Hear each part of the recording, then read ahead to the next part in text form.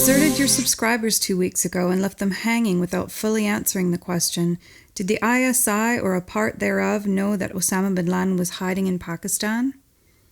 This week we'll cover the topic in full, correct? There won't be a third episode, will there?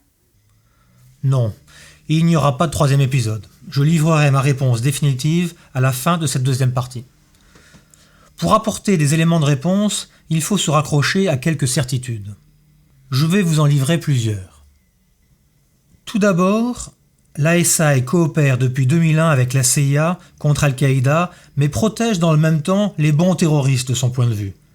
Le réseau Haqqani, par exemple, qui multiplie les attentats contre la coalition en Afghanistan et dont le principal bastion est situé au nord Waziristan, dans les zones tribales pakistanaises, à Miramshah en particulier. Ce mouvement bénéficie de toute la mansuétude d'Islamabad et de son principal service de renseignement. Il existe vraisemblablement un pacte de non-agression entre le Pakistan et cette faction talibane.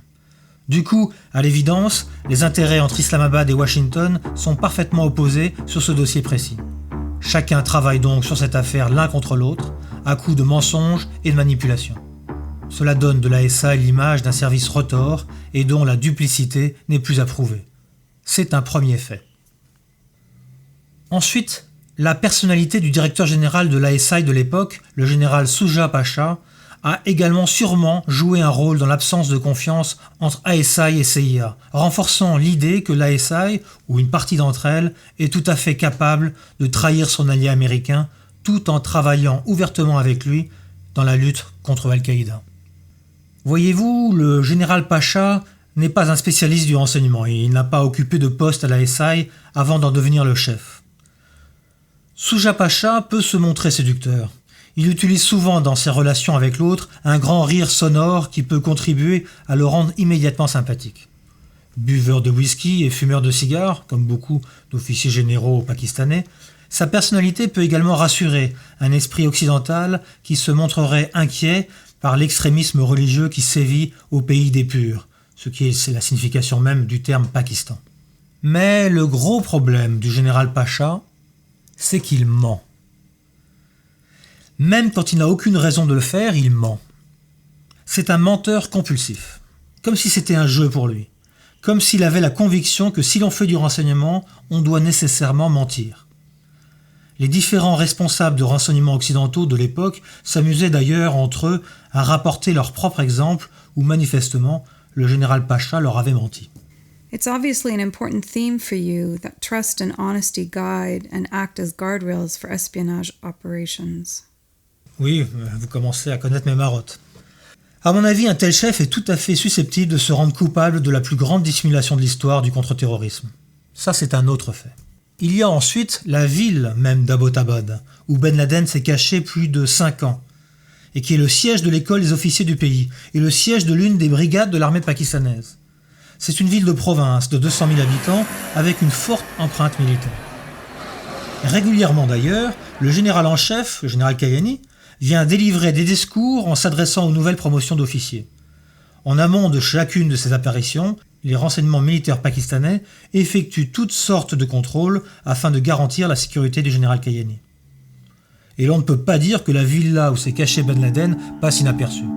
C'est la plus grande de tout son quartier, et de loin, et elle est située à près d'1 kilomètre à peine de l'académie militaire. So, in your opinion, it's hard to imagine that bin Laden could truly have been hiding in a place such as that without Pakistani complicity, at least at one level or another? Absolument. Enfin, et ce sera mon dernier point, et celui-ci va au contraire dans le sens d'une possible absence de complicité pakistanaise, Ben Laden et son entourage ont su se faire extrêmement discrets. Pendant toutes ces années, à Abbottabad, le chef d'Al-Qaïda n'est jamais sorti de la villa.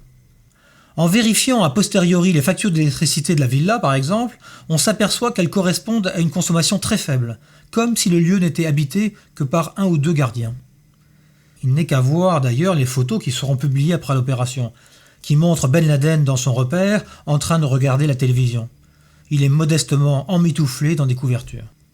Alors finalement, au bout du compte, s'il était aussi parvenu à berner les services pakistanais, c'est aussi possible, même si ça me semble personnellement incroyable. À moins qu'un haut responsable pakistanais ou taliban au soir de sa vie décide de finalement révéler aux médias l'un des secrets les mieux gardés du monde, oui, j'ai donné mon aval à l'ISI pour organiser et mettre en œuvre la mise au secret du chef d'Al-Qaïda au nez et à la barbe des États-Unis. En dehors de ce cas de figure, cette question ne sera jamais totalement tranchée et il restera toujours un doute.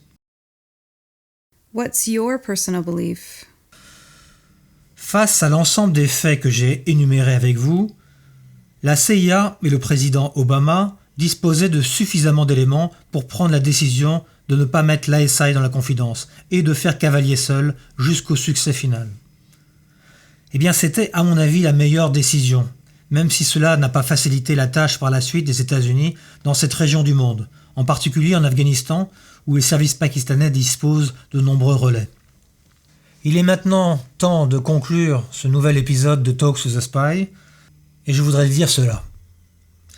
Il y a de grandes chances qu'au moins une partie, peut-être infime, des responsables de l'ISI aient été impliqués dans l'opération de dissimulation du chef d'Al-Qaïda. Mais ma réponse ne pourra pas être plus précise que cela, et plus affirmative. L'énigme, 7 ans après l'opération, demeure. Merci à l'intérêt que vous portez à Talks with a Spy. Je vous dis à bientôt dans 15 jours pour une nouvelle vidéo.